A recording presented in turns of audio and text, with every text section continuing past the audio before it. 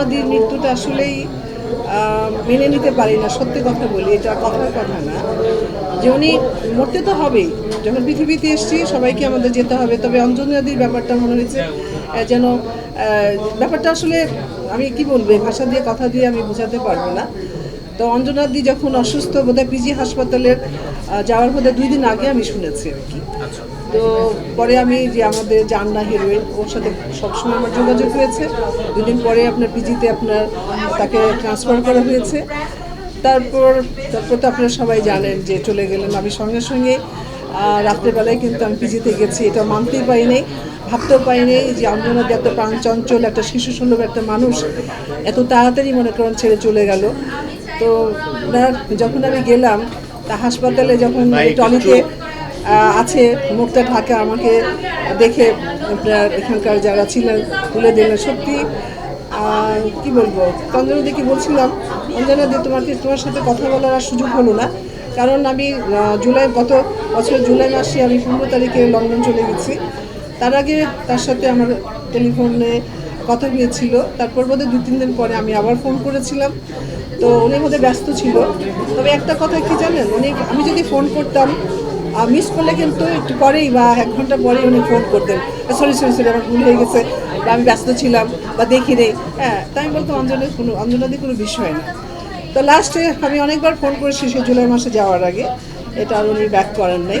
হয়তো উনি ব্যস্ত ছিলেন কী কারণে আমি জানি না, কিন্তু এই স্বভাবটা ওনার কখনোই ছিল না। তো কী বলবো, এটা ভাষা দিয়ে কথা দিয়ে আমি বর্ণনা করতে পারবো না যে ওনার মৃত্যুটা আসলে মেনে নিতে পারি না। তারপরেও চলে গেছে, মানতে হয়। তবে উনি সরাসরি হয়তো চলে গেছে, কিন্তু তার যে চলচ্চিত্রের এই যে ওনার কর্মকাণ্ডগুলো রেখে গেছে, আমি মনে করি বাংলা চলচ্চিত্র প্রেমীরা তার মনে রাখবে, তাদের মাঝে সে বেঁচে থাকবে। উনি যেখানেই থাকুক, আল্লাহ যেন তাকে জান্নাতবাসী করবে। আপু আরও জানতে চাই যে অঞ্জনার বিষয়ে বা অঞ্জনাপুর বিষয়ে আপনারা সক্রিয় ছিলেন, তার মৃত্যুটা আসলে স্বাভাবিক নয় বলছিলেন বা অনেকেই বলছিল। আপনি সহশিল্পীরা বা চলচ্চিত্র শিল্পী সমিতি থেকেও একটা উদ্যোগ নেওয়া হয়েছে, আসলে প্রেস কনফারেন্সে আমরা দেখছিলাম নানা বিষয়গুলো নিয়ে, আসলে অসঙ্গতিগুলো কি তুলে ধরার জন্য বা খুঁজে বের করার জন্য তাদের কার্যক্রমটা কতটুকু কি মনে করবেন? না, আমি যতটুকু, আমি কিন্তু আমিও আপনার শিল্পী সমিতির একজন, কিন্তু যে কোনো কারণে আসলে ব্যস্ততার কারণে আমি যেতে পারছি না। তবে এখানে যে আছে তার তাইব আছে, আরও অন্য অন্য আছে, তারা দায়িত্বটা নিয়েছে। আমি অবশ্যই দেখি গণমাধ্যমের মধ্যে, ইউটিউবের মাধ্যমে।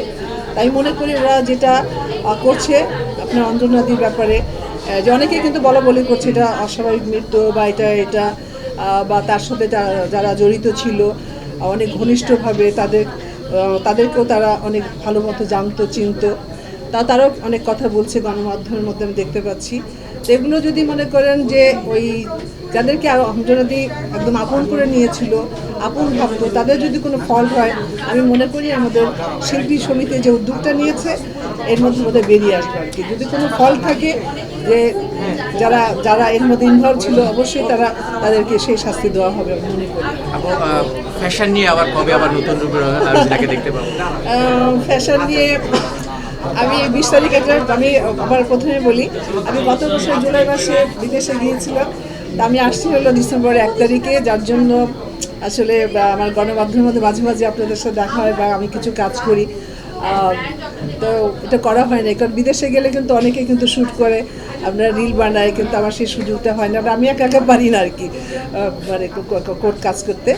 তা আমি আবার 20 তারিখ থেকে শুরু করছি কিছু কিছু কাজ। তা আবার মনে হয় যে কিছু কাজ করব আমার গণমাধ্যমের মধ্যে, সবাই আপনারা দেখতে পাবেন। আর আমার ভালো লাগে, আসলে হলো কি, আমি চলচ্চিত্রের মানুষ, এখন তো ওভাবে চলচ্চিত্র হয় না। এখন তো যে ট্রেডটা বেরিয়েছে, আপনার আমাদের গণমাধ্যমটা অনেক প্রখর, তা আমরা ফেসবুকে, পেজে বা অনলাইনে অনেক, ইউটিউবে আমাদের যে মানে কর্মকাণ্ডগুলো বা ফটোশ্যুটগুলো দেখাতে পারি। তা আমি চাই যে আমি জনগণের মাঝে ছিলাম, জনগণের জন্যই কিন্তু আজকে আমি রোজিনা। আপনারা তো এই প্রজন্মের হয়তো এখানে আগেকার লোক আছেন যারা সাংবাদিক ভাই বোনেরা, এরাও কিন্তু মনে করেন আমাদের একটা অঙ্গ আর কি, যে তাদেরও কিন্তু আমরা একটা অঙ্গ, তারাও কিন্তু আমাদের একটা অঙ্গ। তো সব মিলিয়ে কিন্তু আমি মনে করেন যে চাই যে জনগণের মাঝেই আপনাদের মাঝেই বেঁচে থাকে। ভালোবাসা দিবসের জন্য রইল অনেক অনেক শুভেচ্ছা। তবে ভালোবাসাটা একদিনের জন্য নয়, প্রতিদিন প্রতিক্ষণের জন্য ভালোবাসা। তবে আমরা একটা দিনক্ষণ মেনে নিয়েছি, সেদিনটা আমরা হয়তো ওভাবেই প্রকাশ করি।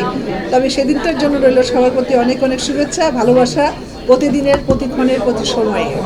ভালোবাসা কখনো দিনক্ষণ মানে না, ঠাটা পড়া রোদের মধ্যে ভালোবাসা করা যায় আর কি। এই কথাটা বলেছিল আমাদের ফারুক ভাই।